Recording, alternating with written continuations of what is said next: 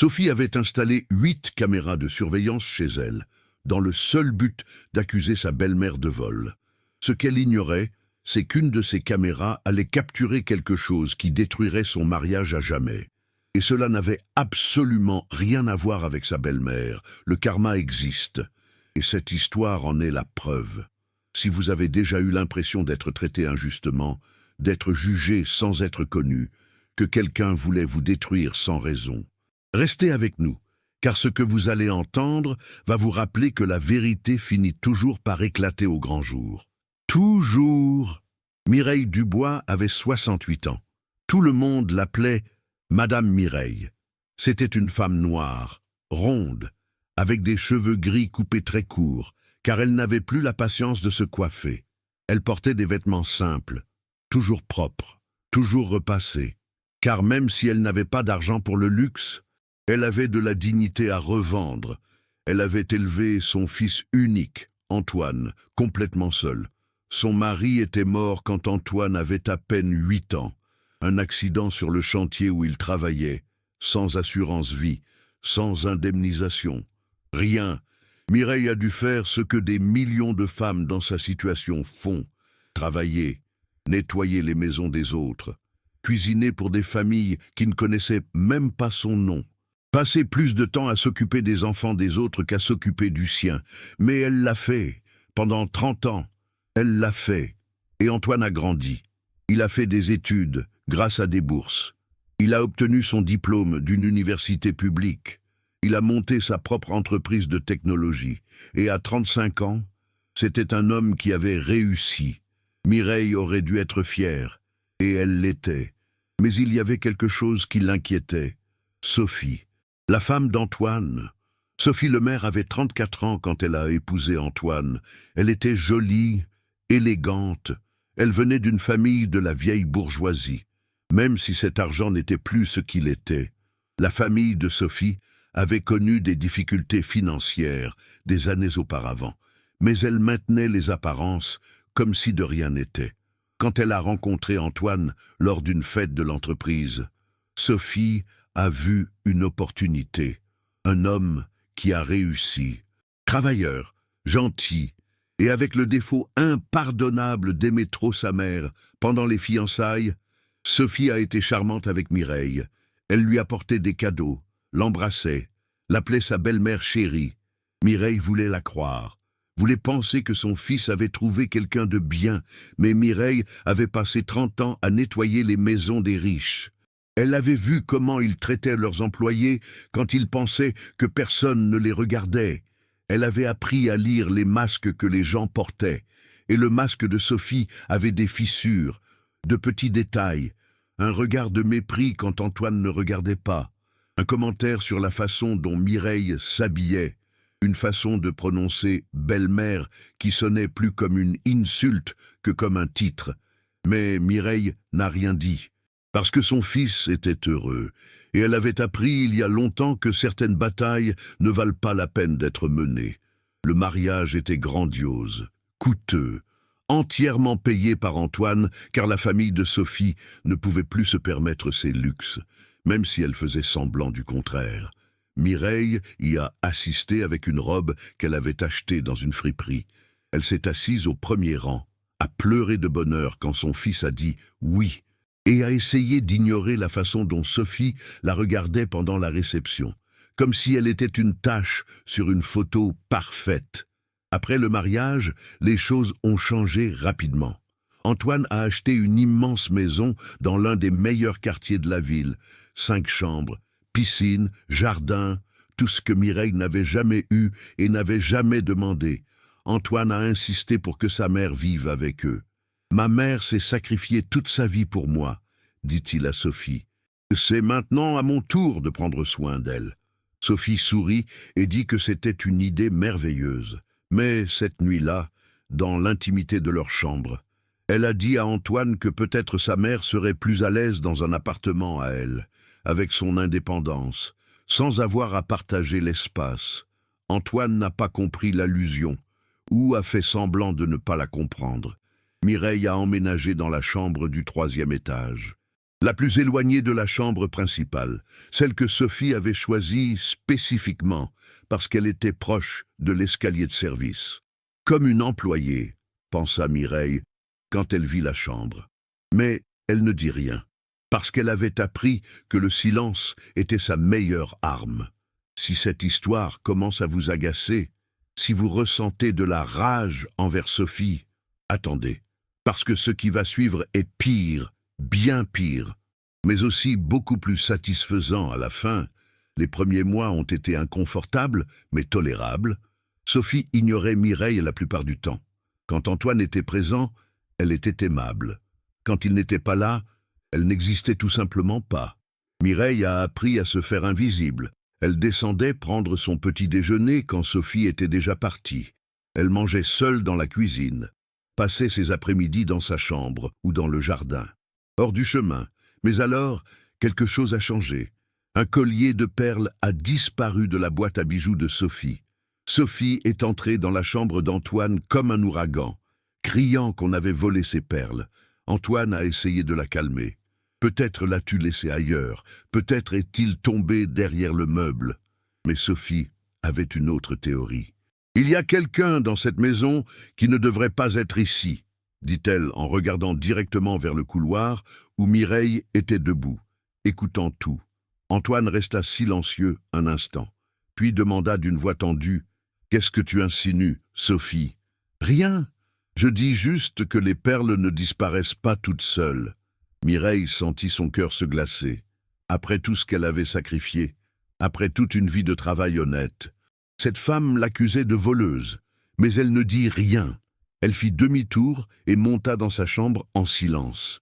Cette nuit-là, Antoine est allé la voir. Il s'est assis sur le lit de sa mère et lui a pris les mains. « Maman, je sais que tu n'as rien pris. Je n'ai même pas besoin de te le demander. » Mireille hocha la tête. « Je sais que tu le sais, mon fils. Mais ta femme ne le sait pas. Et c'est un problème. » Antoine soupira. Sophie est stressée. Le travail, la pression, ça va passer. Mireille ne dit rien d'autre. Mais tous les deux savaient que ça ne passerait pas. Les perles sont réapparues 3 jours plus tard, derrière le canapé du salon. Sophie dit qu'elles étaient sûrement tombées quand elle les mettait. Elle ne s'excusa pas auprès de Mireille, ne mentionna pas ses accusations, agit comme si de rien n'était. Mais quelque chose avait changé. Mireille avait vu le vrai visage de Sophie, et elle savait que ce n'était que le commencement. Elle ne s'était pas trompée. Au cours des mois suivants, d'autres choses ont disparu. Un bracelet en or, une paire de boucles d'oreilles en diamant, une montre ancienne qui avait appartenu à la grand-mère de Sophie. À chaque fois, Sophie faisait des commentaires, jamais d'accusations directes, seulement des insinuations, des regards, des soupirs, chaque fois que Sophie entrait dans une pièce. On sentait la tension monter. Antoine, lui, essayait de maintenir la paix. Il cherchait les objets perdus. Parfois, il les trouvait, parfois non. Mais chaque incident laissait une marque, une fissure dans la relation entre sa femme et sa mère. Ce qu'Antoine ignorait, ce que personne ne savait à part Sophie, c'est qu'elle-même cachait ses bijoux. Elle les rangeait dans une boîte, au fond de son armoire. Elle attendait quelques jours ou quelques semaines. Et puis elle les retrouvait dans un endroit inattendu, le jardin, le garage, la cuisine, jamais dans la chambre de Mireille. Ce serait trop évident. Sophie était plus maligne que ça, mais chaque découverte renforçait la suspicion. Si les bijoux apparaissent dans des endroits étranges, c'est que quelqu'un les déplace. Et la seule personne étrange dans cette maison, c'est la belle-mère. Sophie construisait son dossier, lentement, méthodiquement, comme une araignée tissant sa toile. Et Mireille le savait, elle voyait tout, depuis son silence. Elle observait comment Sophie agissait quand elle pensait que personne ne regardait. Elle remarquait les contradictions, les détails qui ne collaient pas, mais elle continuait à ne rien dire, parce que Mireille avait appris quelque chose en ses 68 ans de vie. Elle avait appris que la vérité a son propre temps, que les mensonges, aussi élaborés soient-ils, finissent par s'effondrer sous leur propre poids, Et elle avait aussi appris autre chose, quelque chose que Sophie ne soupçonnait pas. Un jour, alors qu'elle nettoyait la salle de bain de la chambre principale, parce que, même si elle n'était pas employée de maison, Mireille ne pouvait s'empêcher de nettoyer ce qu'elle voyait sale. Elle trouva le portable de Sophie sur le lavabo. L'écran était allumé. Il y avait un message ouvert. Mireille ne voulait pas lire. Ce n'était pas son habitude de se mêler de la vie des autres. Mais le message était là, brillant sur l'écran, impossible à ignorer. « Tu me manques. Ce soir, je ne peux pas. Antoine est à la maison. Demain à 15 heures, à l'hôtel du Marais. B. » Mireille lut le message 3 fois. Elle sentit le sol se dérober sous ses pieds. Sa belle-fille, la femme qui accusait les autres de voler, la femme qui prétendait être parfaite, trompait son fils. Mireille reposa le portable exactement où elle l'avait trouvé. Elle sortit de la salle de bain, monta dans sa chambre, s'assit sur le lit et réfléchit. Elle pouvait le dire à Antoine maintenant. Elle pouvait descendre et lui montrer la preuve. Elle pouvait détruire le mariage de son fils d'une seule conversation. Mais que se passerait-il après? Sophie nierait tout, dirait que Mireille avait inventé le message, qu'elle était une menteuse en plus d'être une voleuse. Et Antoine se retrouverait coincé entre deux femmes, sans savoir qui croire. Non, Mireille n'allait pas faire ça. Elle allait attendre, parce que la vérité a son propre temps, et le temps de Sophie était sur le point d'être écoulé. 2 semaines après le message, Sophie mit son plan à exécution. Elle rentra à la maison un soir, avec une expression de panique parfaitement répétée. Antoine était dans le salon, en train de relire des documents de travail. Mireille était dans la cuisine, préparant une soupe. « Ma bague !» hurla Sophie depuis l'entrée. « Ma bague de fiançailles a disparu !» Antoine se leva immédiatement. « Quoi? Où l'as-tu vue pour la dernière fois? »« Je l'ai laissée dans la boîte à bijoux ce matin. J'en suis sûr. Et maintenant, elle n'y est plus. » Ils passèrent 3 heures à chercher. Ils fouillèrent chaque recoin de la maison, chaque tiroir, chaque poche. La bague ne réapparut pas. Antoine était épuisé. Sophie était furieuse. « Il faut que ça cesse, » dit Sophie, d'une voix tremblante, comme si elle retenait ses larmes. « Je ne peux plus vivre comme ça. Je ne peux plus perdre mes affaires. Je ne peux plus me sentir en insécurité dans ma propre maison. » Antoine la regarda avec un mélange de frustration et de culpabilité. « Que veux-tu que je fasse, Sophie? Je veux des caméras. Dans toute la maison. Je veux savoir qui fait ça. » Antoine resta silencieux un instant. Il regarda vers la cuisine, où il pouvait voir l'ombre de sa mère à travers la porte. « Tu ne peux pas être sérieuse. Je suis parfaitement sérieuse. Si on n'a rien à cacher, il ne devrait pas y avoir de problème, n'est-ce pas ?» Antoine sentit quelque chose se briser en lui. Il était piégé. S'il refusait, il donnerait l'impression de protéger une voleuse. S'il acceptait, il trahissait sa mère. « Laisse-moi y réfléchir, » dit-il finalement. Sophie sourit intérieurement, même si, à l'extérieur, elle garda son expression de victime. « Réfléchis bien, chérie. C'est pour le bien de tout le monde. » Cette nuit-là, Antoine ne trouva pas le sommeil. Il se retournait dans le lit, pensant à sa mère, à sa femme, aux bijoux perdus qui réapparaissaient dans des endroits étranges. Il ne voulait pas croire que sa mère était capable de voler. C'était la femme qui avait travaillé toute sa vie, à faire le ménage chez les autres, sans jamais rien prendre. C'était la femme qui lui avait appris que l'honnêteté était plus précieuse que l'argent. Mais il aimait aussi Sophie, et Sophie semblait sincèrement effrayée, sincèrement affectée. Que devait-il faire? Le lendemain matin, il prit une décision. « Je vais installer les caméras, » dit-il à Sophie, pendant le petit déjeuner. Mais seulement pendant 1 mois. Si on ne trouve rien, on les enlève et on oublie cette histoire. Sophie acquiesça solennellement, cachant sa satisfaction. « Ça me semble juste. » Antoine engagea une entreprise de sécurité le jour même. Ils installèrent 8 caméras haute définition dans des endroits stratégiques de la maison. Le salon, la cuisine, les couloirs, le bureau d'Antoine, le dressing de Sophie. Chaque caméra était connectée à une application sur les portables des deux. Ils pouvaient consulter les enregistrements à tout moment. Ils pouvaient voir en temps réel ce qui se passait dans chaque recoin de la maison. Ça y est, pensa Sophie. Maintenant, je vais avoir la preuve dont j'ai besoin. Mais ce que Sophie ignorait, ce qu'elle ne pouvait pas savoir, c'est que ces caméras allaient capturer bien plus que ce qu'elle espérait. Les jours passèrent, puis les semaines. Antoine consultait les enregistrements de temps en temps, plus par obligation que par suspicion. Il voyait sa mère se déplacer dans la maison, nettoyant, cuisinant, lisant dans le jardin, regardant des feuilletons à la télé. Rien de suspect, rien d'anormal. Sophie consultait aussi, plus fréquemment, avec plus d'attention, cherchant le moment parfait pour planter le prochain bijou et capturer Mireille en train de le trouver. Mais il y avait un problème. Mireille ne touchait à rien, absolument rien. Depuis que les caméras avaient été installées, Mireille était devenue encore plus prudente. Elle n'entrait pas dans les pièces où elle n'avait pas à être, n'ouvrait pas les tiroirs des autres, ne déplaçait pas les objets. C'était comme si elle savait qu'on les pillait, et la vérité, c'est qu'elle le savait. Mireille n'était pas idiote.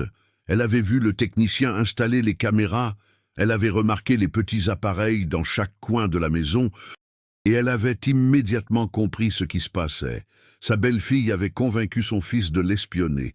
L'accusation de vol était devenue officielle, mais au lieu de se sentir offensée, Mireille ressentit quelque chose d'inattendu, un soulagement. Car s'il y avait des caméras dans la maison, cela signifiait que tout était enregistré. Et si tout était enregistré, alors la vérité finirait par éclater au grand jour. Elle n'avait qu'à attendre. Ce que vous feriez avec l'information que Mireille avait, celle du message, sur le téléphone portable, serait probablement différent. Peut-être que vous courriez le dire à Antoine, peut-être que vous confronteriez Sophie directement. Peut-être que vous feriez un scandale, mais Mireille avait appris quelque chose de très précieux en ses 68 ans de vie. Elle avait appris que les personnes qui mentent finissent toujours par se piéger elles-mêmes. Il suffit de leur donner suffisamment de cordes. Et Sophie avait beaucoup de cordes. Un après-midi, pendant qu'Antoine était à une réunion importante, Sophie décida qu'il était temps d'agir. Elle prit la bague de fiançailles qu'elle avait cachée dans son placard depuis des semaines. Elle l'enveloppa dans un mouchoir et la laissa tomber discrètement derrière le canapé du salon, juste en dessous de la caméra qui pointait vers la porte principale. Puis, elle attendit. À 18h, elle appela Antoine, hystérique. « J'ai retrouvé la bague !» cria-t-elle au téléphone. Elle était derrière le canapé du salon. Comment est-elle arrivée là ? Je ne laisse jamais mes bijoux dans le salon. Quelqu'un l'a mise là, quelqu'un voulait que je la trouve. Antoine arriva à la maison 20 minutes plus tard. Il trouva Sophie assise sur le canapé, la bague à la main, en pleurs. « Je veux voir les enregistrements », dit Sophie entre deux sanglots. « Je veux voir qui a mis ma bague derrière le canapé. » Antoine acquiesça. Il ouvrit l'application sur son téléphone, sélectionna la caméra du salon, remonta l'enregistrement jusqu'à ce matin-là, et alors, il vit quelque chose qui lui glaça le sang. À 11h du matin, alors que Mireille était dans sa chambre et que la maison était vide, quelqu'un entra dans le salon. C'était Sophie, sur la vidéo. Sophie marchait directement vers le canapé, sortait quelque chose de sa poche, le laissait tomber derrière le meuble, et sortait ensuite de la pièce avec un sourire. Antoine mit la vidéo en pause. Il regarda sa femme. « Qu'est-ce que c'est que ça, Sophie ?» Le visage de Sophie devint blanc comme un linge. « C'est une erreur. Cet enregistrement est faux. Quelqu'un l'a modifié. » « Modifié, Sophie, c'est l'enregistrement original. Du système que TU a toi-même demandé à installer. Du système que TU peut toi-même vérifier. » Sophie resta sans voix. Antoine relança l'enregistrement, le regarda à nouveau. Et encore, à chaque fois, l'image montrait la même chose. Sa femme, en train de planter la bague, de fabriquer des preuves. Tous les bijoux, dit Antoine d'une voix tremblante. Toutes les choses qui ont disparu. C'était toi aussi. Non, Antoine, je peux expliquer. Explique-moi. Explique-moi pourquoi ma femme est en train de planter des bijoux pour accuser ma mère de voleuse. Sophie ouvrit la bouche, mais aucun son n'en sortit. Et à ce moment-là, quelque chose d'autre apparut sur l'écran du téléphone d'Antoine. Une notification d'une autre caméra, celle du bureau.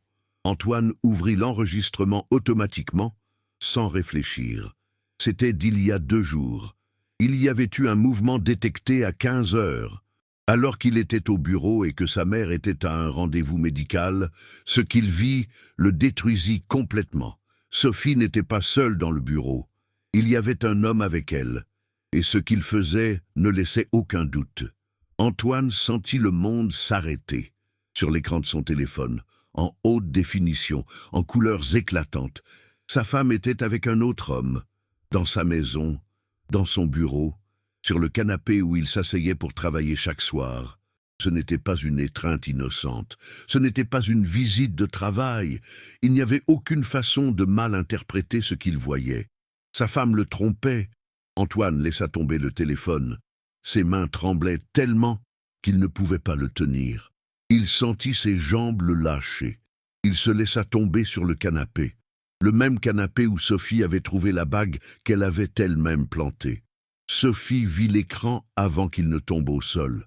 Elle vit sa propre image, elle vit Édouard, elle vit tout ce qu'elle avait caché pendant 8 mois. « Antoine, mon chéri, je peux t'expliquer. » Mais Antoine ne l'écoutait pas. Il avait le regard perdu, comme si son cerveau s'était éteint pour le protéger de la douleur. « 8 mois, murmura-t-il finalement. L'application dit que le mouvement a été détecté il y a 2 jours, mais ça n'a pas commencé il y a 2 jours, n'est-ce pas? Combien de temps? Sophie. Combien de temps me fais-tu ça? Sophie resta silencieuse. Combien de temps? Cria Antoine d'une voix qui ne semblait pas être la sienne.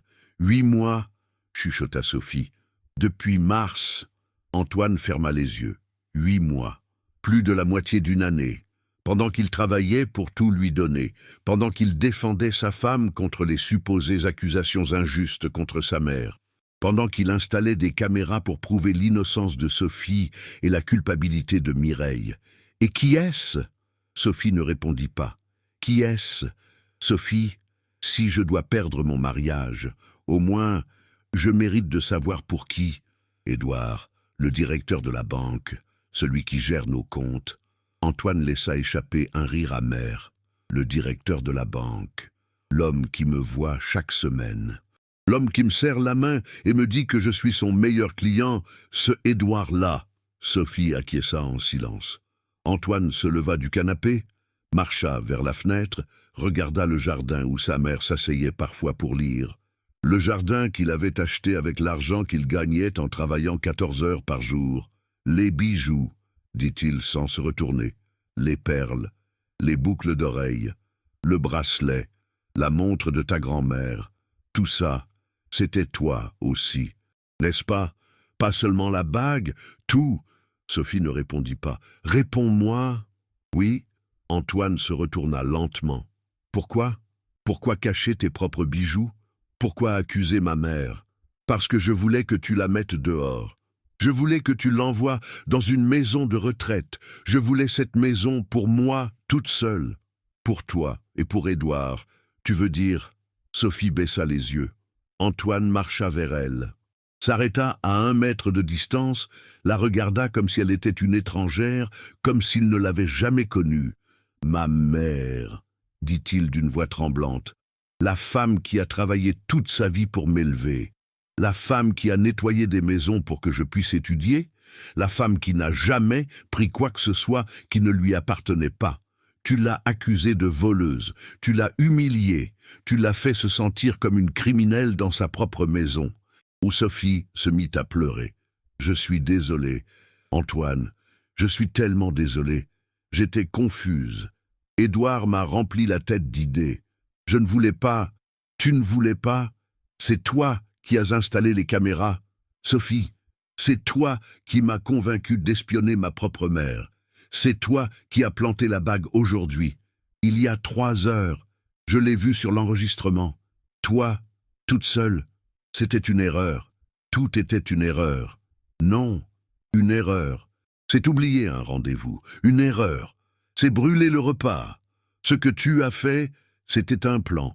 Systématique. Calculé. Pendant des mois. Antoine sortit son téléphone de sa poche. Il composa un numéro. « Qu'est-ce que tu fais ?» demanda Sophie, paniquée. « J'appelle mon avocat. »« Antoine, s'il te plaît, on peut en parler. On peut faire une thérapie. On peut... » « Il n'y a rien à dire. On a un contrat de mariage, Sophie. Tu l'as signé il y a 3 ans. En cas d'infidélité prouvée, tu ne reçois rien et je viens d'enregistrer ta confession. » Sophie blêmit. « Tu ne peux pas me faire ça.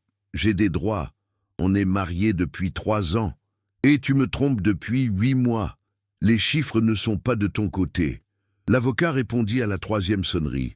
Antoine parla pendant 5 minutes. Il expliqua la situation, mentionna les enregistrements, mentionna la confession, mentionna le contrat de mariage. Quand il raccrocha, Sophie était assise par terre, la tête entre les mains. « Mon avocat sera là demain à la 1re heure. Tu as jusqu'à là pour ramasser tes affaires et quitter ma maison. C'est aussi ma maison.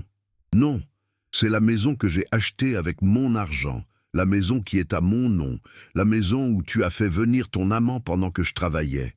Tu n'as aucun droit sur cette maison. » Sophie releva la tête. « Et où est-ce que je suis supposée aller? Ça, ce n'est plus mon problème. » À ce moment, une voix se fit entendre depuis l'escalier. « Antoine !» C'était Mireille. Elle se tenait debout sur la dernière marche, en robe de chambre, les cheveux gris ébouriffés. Elle avait entendu les cris. Elle était descendue voir ce qui se passait. Antoine la regarda, et pour la première fois depuis des mois, il vit sa mère, la vraie. Il vit les rides que le stress avait creusées. Il vit les cernes de nuit, sans sommeil. Il vit la posture courbée de quelqu'un qui a été traité comme une criminelle dans sa propre maison. « Maman !» dit-il d'une voix brisée. « Maman, je suis désolé. Je suis tellement désolé. » Il marcha vers elle, la serra dans ses bras.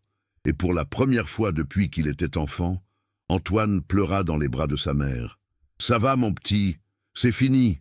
Ne t'excuse pas pour des choses que tu n'as pas faites. J'aurais dû te croire, j'aurais dû te faire confiance. Je te connais depuis que je suis né. J'aurais dû savoir que tu ne prendrais jamais rien. Je sais, mon petit, je sais. » Sophie les regardait depuis le sol, les yeux rouges, le maquillage coulé. « C'est ridicule !» dit-elle avec amertume. « Il va croire cette vieille avant sa propre femme. » Mireille se sépara de son fils, marcha vers Sophie lentement, s'arrêta devant elle. « Ma petite !» dit-elle d'une voix étonnamment douce. « Je sais pour le message, pour l'hôtel, pour 3 heures de l'après-midi. Je sais ça depuis des semaines. » Sophie la regarda avec horreur. « Quoi ? J'ai vu ton téléphone dans la salle de bain. L'écran était allumé. Le message était là. Tu me manques. Ce soir, je ne peux pas. Antoine est à la maison. Demain, à 3 heures, à l'hôtel habituel. » Sophie resta sans voix. Je n'ai rien dit parce que je savais que la vérité finirait par éclater d'elle-même. Elle finit toujours par éclater. Les mensonges ont les jambes courtes, ma petite. Et les tiens viennent de trébucher. Antoine regarda sa mère. « Tu savais? Tout ce temps, tu savais? » « Oui. Pourquoi tu ne me l'as pas dit? Parce que tu m'aurais demandé comment je le savais. Et je n'avais que ma parole contre la sienne. La parole de la belle-mère vieille, moche et grosse contre la parole de la femme jeune et jolie. Qui m'aurait cru? Tu avais besoin de le voir de tes propres yeux. Tu avais besoin de le découvrir toi-même. » Antoine ferma les yeux. « Combien tu as souffert en silence, maman. Combien d'humiliations tu as endurées en sachant la vérité. Ce n'est plus important, mon petit.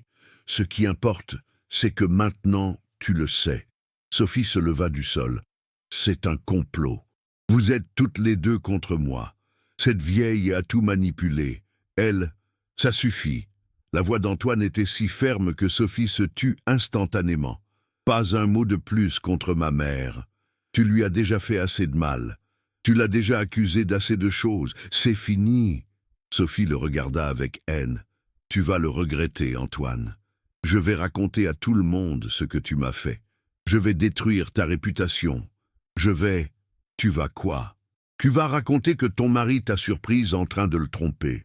Tu vas raconter que tu as piégé ta belle-mère en faisant croire qu'elle avait volé des bijoux. Tu vas raconter que tu as fait venir ton amant à la maison pendant que ton mari travaillait. Vas-y, raconte tout. On verra qui sera le plus mal vu. Sophie serra les poings. Ce n'est pas fini. Pour moi, si c'est fini, demain, tu parles avec mon avocat. Ce soir, tu dors dans la chambre d'amis. Et tu ne t'approches pas de ma mère.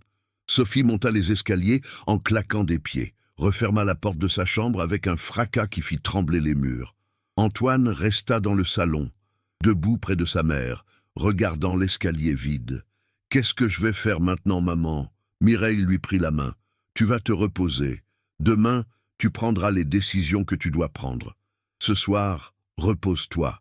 C'est tout. » Antoine acquiesça. « Merci, maman, pour tout, pour avoir tenu bon, pour avoir attendu, pour ne pas m'avoir abandonné même si je t'ai traité injustement. » Mireille sourit. « Tu es mon fils.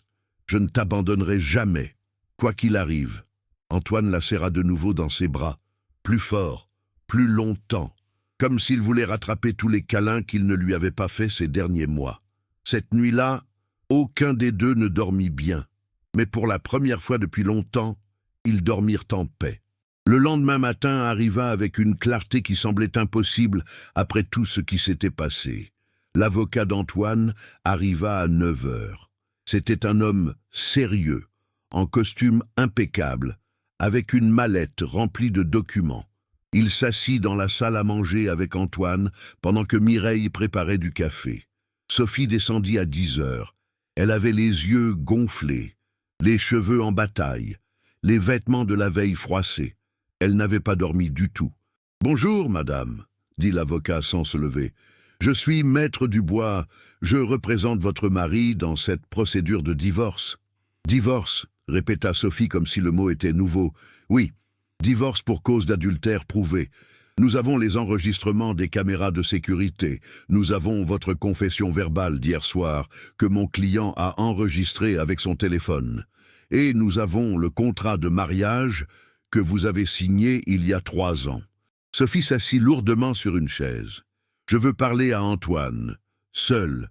Mon client ne souhaite pas vous parler seul. Toute communication se fera par mon intermédiaire. » C'est ridicule. J'ai des droits, je suis sa femme. Pour l'instant, la procédure de divorce est déjà engagée. Selon le contrat de mariage, en cas d'infidélité prouvée, la partie infidèle perd tout droit aux biens communs, à la pension alimentaire et à toute propriété acquise pendant le mariage. Sophie blêmit. « Mais je n'ai rien, je n'ai pas de travail, je n'ai pas d'économie, je n'ai pas... » « Vous auriez dû y penser avant d'avoir un amant pendant 8 mois, » interrompit l'avocat sans aucune émotion dans sa voix. Antoine intervint pour la première fois. « Sophie, je ne vais pas te laisser à la rue, je ne suis pas ce genre de personne. Je vais te donner assez d'argent pour 3 mois de loyer et les dépenses de base. Après ça, tu devras te débrouiller seule. » Sophie le regarda partagée entre un soulagement amer et un profond ressentiment. 3 mois, c'est donc tout ce que valaient 3 ans de mariage. 3 mois, 3 ans de mariage, et 8 mois de trahison, quitte pour quitte. Sophie baissa la tête. Le reste de la matinée se déroula comme un défilé de documents, de signatures et de cartons. Sophie emballa ses affaires en silence. Ses vêtements, ses chaussures, ses produits de beauté. Les bijoux restants, ceux qu'elle n'avait pas cachés, restèrent. Antoine insista. C'étaient des cadeaux, elle pouvait les garder. Sophie refusa. « Je ne veux rien qui vienne de toi. Comme tu voudras. » À 14 heures, un taxi l'attendait devant la porte. Sophie descendit avec 3 valises. Elle ne regarda personne, ne dit pas au revoir. Mais avant de monter dans le taxi, elle s'arrêta, se retourna, fixa Mireille, qui se tenait sur le seuil. « C'est de ta faute, » dit-elle, le venin dégoulinant de sa voix. « Tout ça, c'est de ta faute. Si tu n'avais pas existé, si tu avais eu la décence de partir quand tu le devais, rien de tout ça ne serait arrivé. » Mireille ne répondit pas. « Pas besoin. Tu vas finir seule, » continua Sophie. « Antoine va trouver une autre femme. Et cette femme te haïra aussi. Toutes les belles filles détestent leur belle-mère. C'est la nature. Tu vas mourir seule, vieille peau, seule et oubliée. » Mireille fit un pas en avant. « Ma chérie, » dit-elle d'une voix calme, « j'ai déjà été seule, tu sais. J'ai perdu mon mari, J'ai élevé mon fils toute seule, j'ai nettoyé des maisons où on me traitait comme une moins que rien, j'en ai enduré des choses que tu ne peux même pas imaginer. Et me voilà, debout, avec ma dignité intacte. Tu peux me dire ce que tu veux, m'insulter, me haïr, mais rien de tout ça ne changera qui je suis, ni qui tu es. Sophie ouvrit la bouche pour répondre, mais les mots lui manquèrent. Monte dans le taxi, ma chérie, va commencer ta nouvelle vie. Et j'espère qu'un jour, tu comprendras que le bonheur ne se construit pas en détruisant les autres. Sophie monta dans le taxi sans dire un mot de plus. La voiture démarra, disparut dans la rue. Et ainsi, sans fanfare ni explosion, se termina le mariage d'Antoine et Sophie. Antoine ferma la porte, regarda sa mère. « Comment peux-tu être aussi calme après tout ce qu'elle t'a dit ?» Mireille haussa les épaules. « La rage, c'est un poison qu'on prend en espérant que l'autre meure. Ça n'en vaut pas la peine. » Antoine sourit pour la première fois depuis des jours. « Tu es incroyable, maman. Je ne suis pas incroyable. Je suis juste vieille. Et les vieux apprennent des choses que les jeunes ne comprennent pas encore. » Ils s'étreignirent dans le couloir. Une longue étreinte. Une étreinte de réconciliation. Une étreinte qui signifiait le commencement de quelque chose de nouveau. Mais cette histoire ne se termine pas ici, parce que le karma n'avait pas fini son travail. Une semaine après le divorce, Antoine prit une décision. Il sentait qu'il devait faire quelque chose de plus, quelque chose qui clôturerait complètement ce chapitre de sa vie. Il chercha le numéro de la femme d'Édouard. Elle s'appelait Patricia. Elle était comptable. Elle avait 2 jeunes enfants avec Édouard. Ils étaient mariés depuis 11 ans. Antoine hésita pendant des heures. Quel droit avait-il de détruire un autre mariage? Qu'est-ce qu'il gagnait à faire souffrir une femme innocente et ses enfants? Mais ensuite, il pensa à autre chose. Il pensa à Patricia allant se coucher chaque soir auprès d'un homme qui la trompait. Il pensa à elle faisant confiance à quelqu'un qui ne méritait pas sa confiance. Il pensa à ce qu'il aurait voulu que quelqu'un fasse pour lui. La vérité blesse, mais les mensonges détruisent. Il appela Patricia cet après-midi-là. La conversation fut brève, gênante, douloureuse. Antoine lui expliqua qui il était. Il lui expliqua ce qu'il avait découvert. Il lui proposa de lui envoyer les enregistrements comme preuve. Patricia ne pleura pas, ne cria pas. Elle dit seulement « Merci de me l'avoir dit » et raccrocha. Antoine ne sut jamais exactement ce qui se passa ensuite. Mais 2 mois plus tard, il vit sur les réseaux sociaux que Patricia avait changé son état civil en célibataire et qu'Édouard ne travaillait plus à la banque. Le karma a sa propre manière d'équilibrer les choses. Pendant ce temps, la vie dans la maison d'Antoine changea complètement. Sans Sophie, sans les accusations, sans la tension constante, la maison était différente, plus légère, plus tranquille. Comme si quelqu'un avait ouvert toutes les fenêtres et laissé entrer de l'air frais. Mireille redevint elle-même. Elle cuisinait les plats qu'Antoine aimait depuis son enfance. Elle chantait en faisant le ménage, même si personne ne le lui demandait. Elle sortait dans le jardin pour s'occuper des plantes qu'elle avait négligées pendant les mois de conflit. Antoine passait plus de temps à la maison. Il travaillait moins d'heures, dînait avec sa mère tous les soirs. Lui racontait sa journée, lui demandait comment s'était passée la sienne. C'était des conversations simples, sur le temps, sur les nouvelles, sur les voisins. Mais c'était des conversations réelles, sans masque, sans tension, sans le fantôme de Sophie planant entre eux. Un soir, 3 mois après le divorce, Antoine rentra à la maison avec un grand carton. « Qu'est-ce que c'est que ça, mon chéri ?» demanda Mireille depuis la cuisine. « Un cadeau. Pour toi. » Mireille sortit en s'essuyant les mains avec un torchon, regarda le carton avec curiosité. « Pour moi, mais ce n'est pas mon anniversaire. Je n'ai pas besoin d'une date spéciale pour t'offrir des cadeaux, maman. Ouvre. » Mireille ouvrit le carton avec précaution.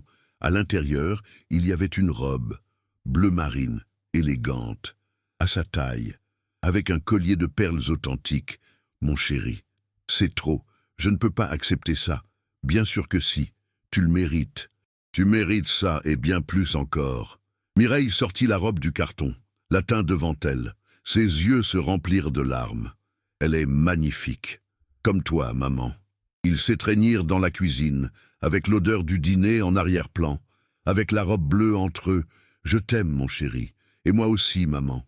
Pardonne-moi pour tout ce qui s'est passé. Pardonne-moi de ne pas t'avoir mieux protégé. Il n'y a rien à pardonner. L'important, c'est que nous soyons là. Ensemble. Antoine se sépara et la regarda dans les yeux. Tu sais quoi, maman? Je vais faire quelque chose. Je vais enlever les caméras. Toutes. On n'en a plus besoin. Mireille sourit. On n'en a jamais eu besoin, mon chéri.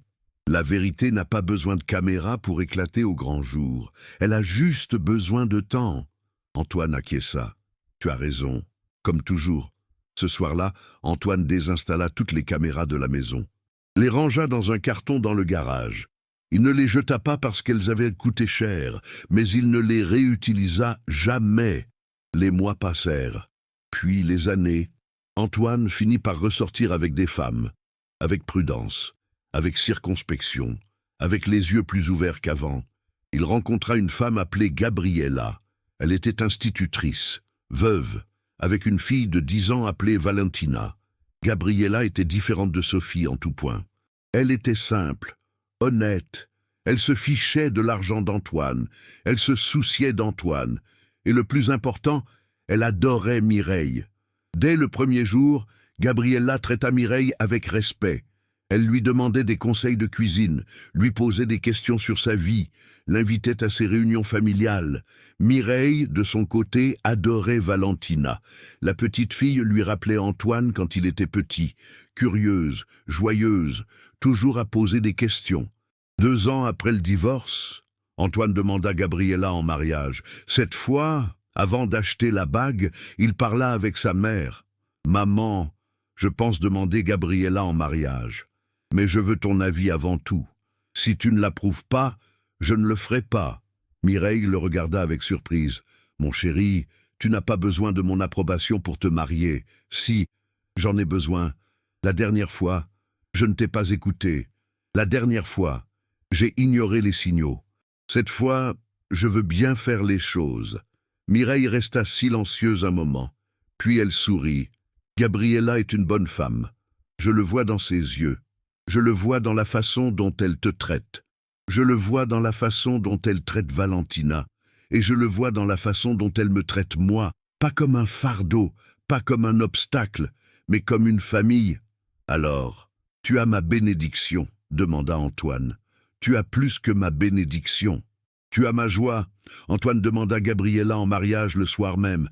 Elle dit oui, en pleurant de bonheur. Le mariage fut petit, intime, dans le jardin de la maison. Seulement la famille proche et les vrais amis. Mireille mit la robe bleue qu'Antoine lui avait offerte. Elle mit le collier de perles. Elle s'assit au premier rang. Et quand son fils dit oui, elle pleura de bonheur, comme au premier mariage. Mais cette fois, les larmes étaient différentes. Cette fois, c'étaient des larmes d'espoir véritable. Pendant la réception, Gabriella s'approcha de Mireille. « Merci, » dit-elle en l'embrassant. « Merci d'avoir élevé cet homme merveilleux. Merci d'être la belle-mère dont j'ai toujours rêvé. » Mireille la serra dans ses bras. « Merci à toi de le rendre heureux. C'est la seule chose que j'ai toujours voulu pour lui. Et maintenant, vous vous demandez ce qui est arrivé à Sophie. » Sophie partit vivre chez ses parents après le divorce. La famille, qui avait fait semblant d'avoir de l'argent, ne pouvait plus maintenir la façade.